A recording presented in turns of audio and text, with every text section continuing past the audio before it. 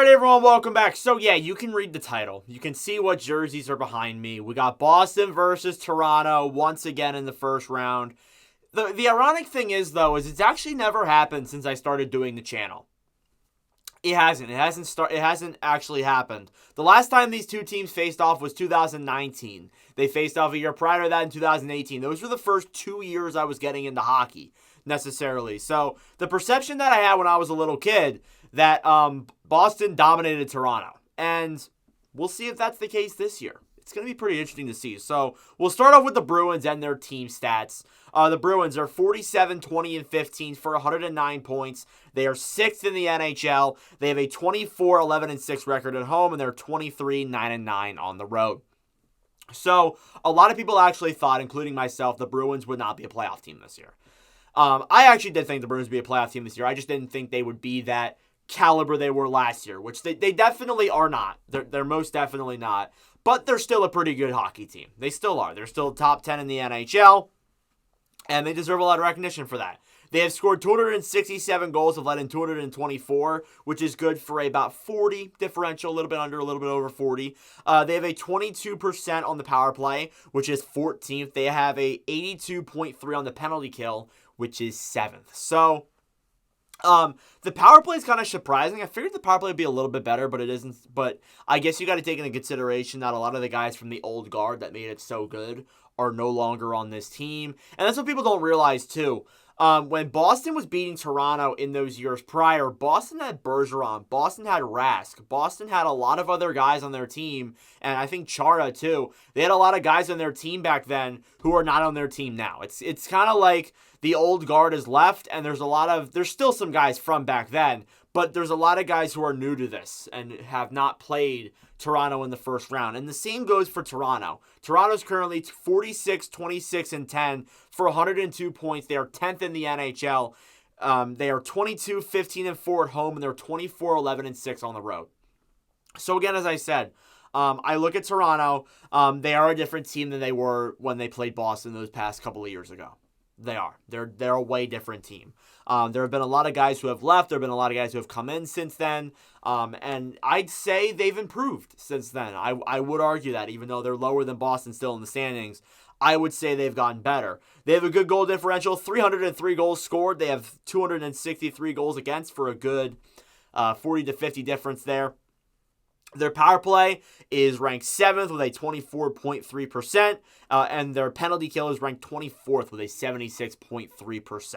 So, again, some numbers there that do concern me, like the penalty kill. The penalty kill is below average, kind of in the lower bowl of things there. So that is something to keep in mind too. But thankfully, Boston's power play isn't terrible, but it isn't great either. It's almost average when you just look at the facts there. So, definitely that's something to think about there too. But again, I feel like I really don't know what to expect coming to this series. This is my hardest series to predict. I understand that, like, there's other series like Carolina, the Islanders, Rangers, Capitals, Avalanche, Jets. There's some good series, but this is the one that I think is going to be the best, and I just can't, like, I have no idea who I think is going to win. I really have been stewing on this all week. It's been something that I've been thinking about a lot. So when you get into the individual stats, you got David Pastrnak for the Bruins, leading the way with 82 games played, 47 goals, 63 assists for 110 points. And for the other side, you got Austin Matthews for Toronto with 81 games played, 69 goals, 30 assists for 107 points. So, again, Pastrnak does edge out the points there for him. I think Pastrnak overall has actually been more valuable to Boston than he's been to Toronto. I know Leafs fans won't like that, but I really do think that Pastrnak, you look at the points, like Pastrnak has 110. The next one's Marchand with 67. And for Toronto, Matthews does have 107, but Nylander has 98. And then Marner has 85. So the crazy thing is that Toronto's third leading scorer has most than Boston's second leading scorer, and even their fourth has 2 points less. So that just shows to me that Boston and Pastrnak have really been carrying Boston. That's all I'm going to say. I know people may disagree, but you can take that what you will. When you look at the second scores, you got Marchand for the Bruins, 82 games played, 29 goals, 38 assists for 67 points. And for the other side, you got Nylander with 82 games played, 40 goals, 58 assists for 98 points. Marchand been a good offensive player this year, a good 70-point scorer as the captain. And then Nylander, too, is having a career season, was obviously signed to a contract. Barely missed out on the 100 points, but did score 40 goals. So keep that in mind there. I do like what they're building here. I do like those two players matching up against each other. When you look at third, you got Charlie Coyle with 82 games played, 25 goals, 35 assists for 60 points. And then you got Mitch Marner for Toronto with 69 games played, 26 goals, 59 assists for 85 points. Coyle was looked at even last year, like even a year ago, as a player who was like probably the worst contract on this team. Was probably the worst contract, was one of the lower depth scoring players. He's like a first or second line center now. He is a top 6 player, and he's played pretty well. He's been really effective with it. He's got a 25-goal season under his belt, so I think he gets a lot of credit for that. But Marner, obviously, is the better player, has 85 points. Not the player we saw last year, but still having a good season in Toronto. Fourth in scoring, you got Pavel Zacha for Boston. Zacha with 78 games played, 21 goals, 38 assists for 59 points. And on the opposing end, you got John Tavares with 80 games played, 29 goals, 36 assists for 65 points. As I've said in other videos, I do think Zacha and Tavares have been good players. Zacha has been impressive this year. Again, a player who was looked at as a fourth-line center last year, kind of like Coyle, and is now the first-line center. So that should speak volume for how far Zacha's come. But Tavares is obviously the captain, and I think he's better than Zacha overall. When you're looking at your fifth in scoring, it's ironically both defensemen. You got Charlie McAvoy for Boston, 74 games played, 12 goals, 35 assists for 47 points. And on the other end, you got Morgan Riley with 72 games played, 7 goals, 51 assists for 58 points with the Maple Leafs this season. So McAvoy, for me, has been impressive this year. I think he's definitely scored at a good pace. I think it's been a little bit lower than we've seen, though, from him. But I think the defensive numbers have been way better. And I do think that Riley, the same thing goes for him. The defensive numbers have been good as well. So both pretty solid defensive defenders, both on their parts. So when you look at deadline acquisitions, you got for Boston, you got Andrew Peeke and Patrick Maroon. Those are your guys there for the Bruins that have been acquired. So Peeke, not a bad like third pairing defenseman, depth defender type guy. Maroon, a good fourth liner, has experience. He can fight.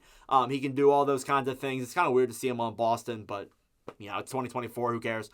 For your Maple Leafs deadline acquisition, you got Connor Dewar.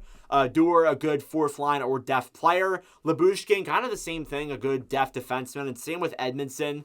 I think those two guys were acquired to really bolster the defensive depth. I think it's helped, but we'll see, obviously, if it helps comes playoff time. When you look at other players that I think should be mentioned, James Van Riemsdyk comes to mind for Boston.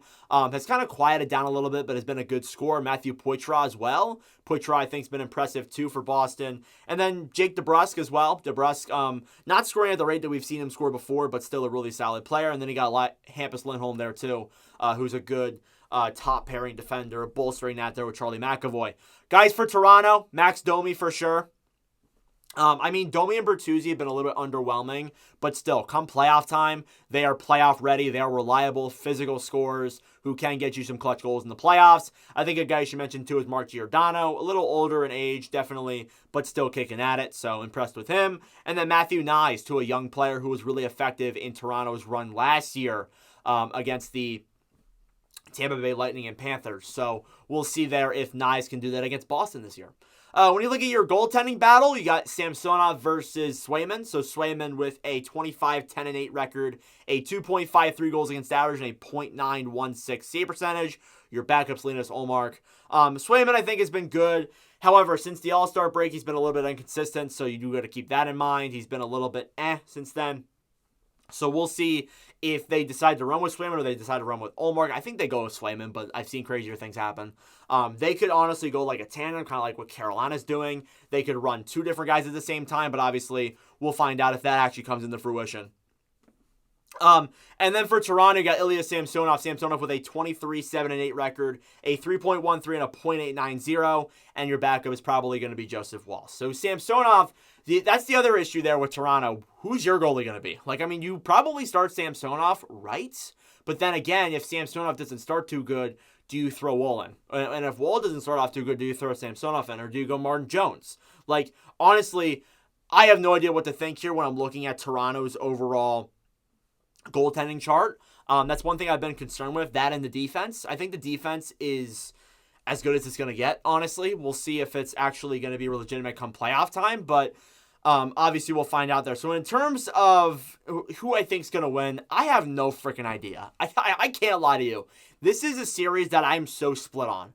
I want to take Boston because last year they were upset in the first round. They're going to be pissed coming into the playoffs because of that. And I think they could win a round. We've seen teams that win President's Trophies and then win Stanley Cups not long after. So Boston, possible this year. And then you got Toronto, who on ends has been really good since the All-Star break and has not lost a lot of games. And I think like I don't know. I don't know who to take here. And I do think this goes 7 games. But I think if Toronto if Toronto wants to win it, they're going to have to do it in less than 7 games. Because going back to a game 7 in Boston is not going to be easy. It's been proven in the past. That is not easy. So definitely something I want to keep in mind there. I really hope this series does go 7.